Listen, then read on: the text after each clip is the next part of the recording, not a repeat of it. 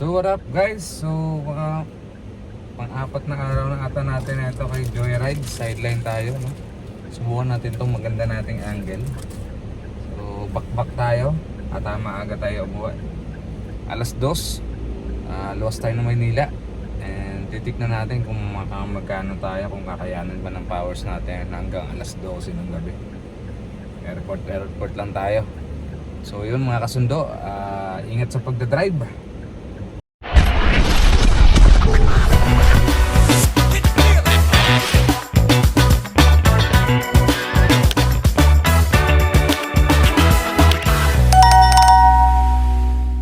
Ayun habang mag-aantay tayo ng unang nating booking, time check, alas 2. No, malapit lang naman yung gasolinahan, pagas tayo. Ayun ang ating magic. Yun, let's go. So ayun, 4 days na tayong nag-joyride.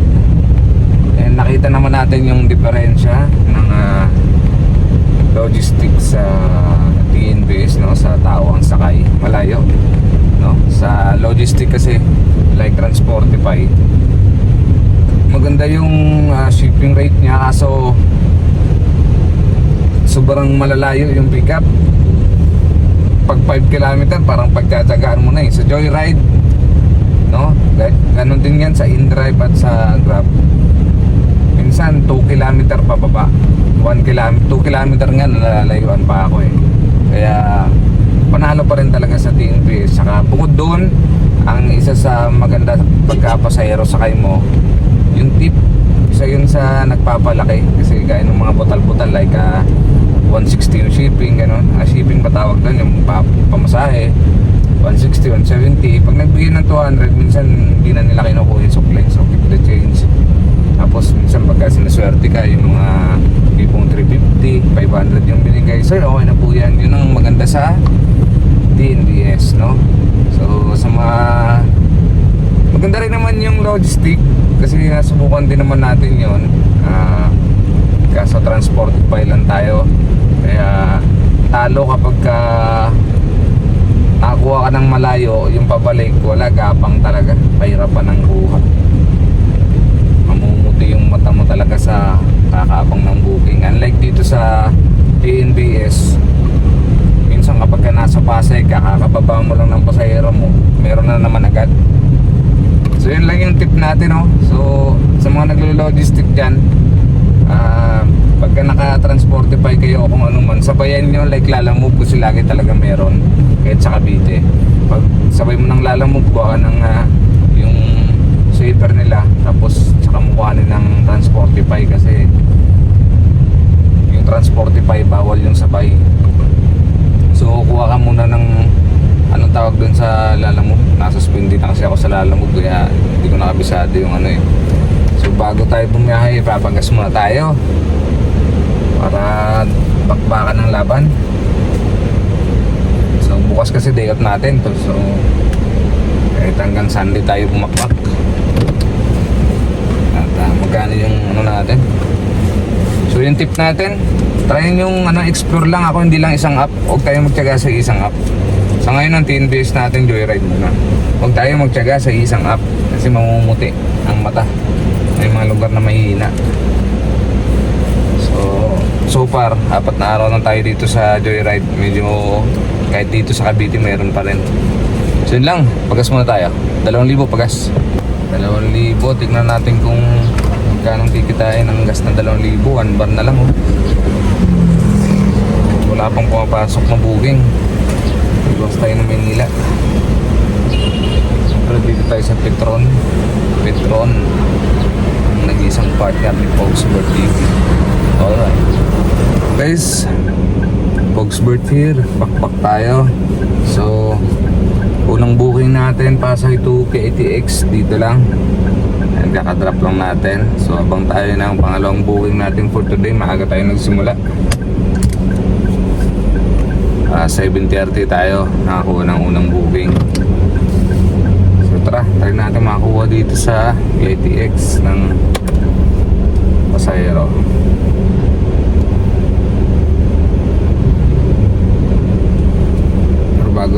muna tayo ng majijinggilan. Ikot muna tayo. Meron kaya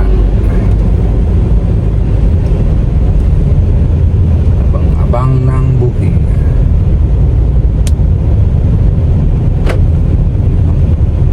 Maganda yung biyahe hanggang umaga kasi hindi pa traffic.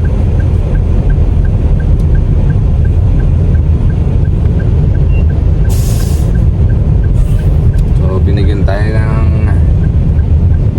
tip, no? 219, binigay 250, pwede na.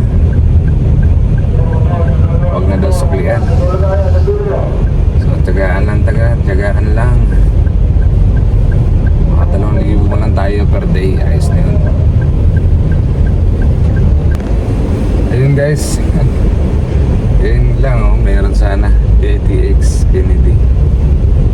Bayad na, walang sisingilin. May naiwanan yung ating pasahero na bag. So iikot tayo, buti hindi pa tayo nakakuha ng booking palabas.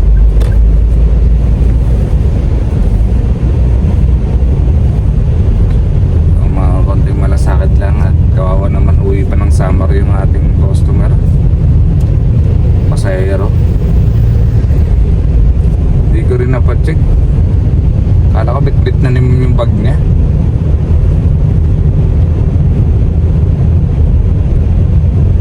Diba, hindi pa naman tayo nakakalayo. Dito pa lang tayo.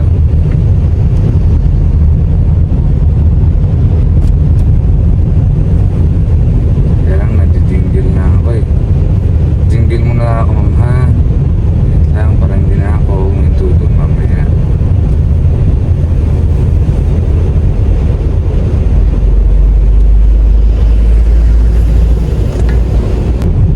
Naiwan yung client natin. I-accept natin tong booking. Pamandaluyong. Layo-layo. Kawawa naman yung mga pasahero natin. Baka nag-worry na.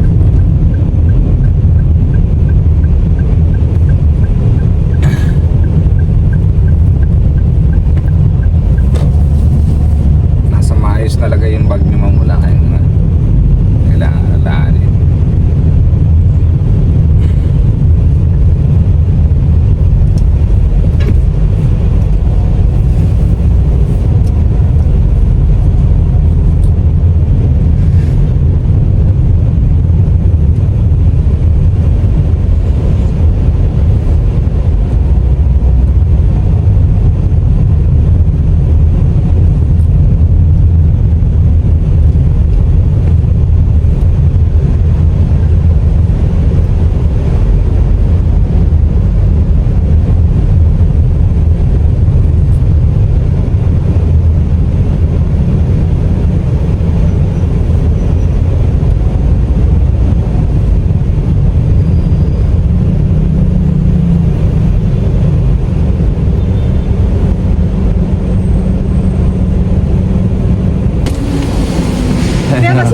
Okay lang po. Kalimutan pa nga. Hindi ko rin napaalala eh. Buti hindi pa ako nakakalabas. Buti ka man, dito pa kami Kala ko nilabas na yan. naalala. Thank you kuya, Thank pasensya you. na po. Sige po. Thank you po. Thank you. Ayun, naiwan yung dalawang bag. 391, pangalawang booking for today. And nandito tayo sa studio ng Eat Bulaga. Ano? Haba ng pila, oh. Yan. So, hanap tayo ng makakapihan.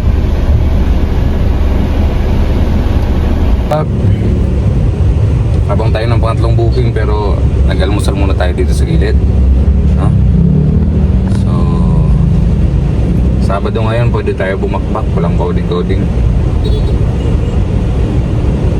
Nakakadalawang biyahe na tayo, 600 plus kasama yung tip. And tingnan natin kung magkano kikitain natin ngayon. Let's drive. Booking for today, 438.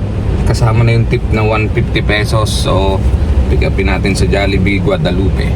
Pangatlong drive, 10:53 time check ng umaga Sabado at nakapag-lunch na tayo kasama almusal. So 419 binigyan tayo ng 450. So nakaka 1,000 na tayo magit ngayong araw. So let's dive.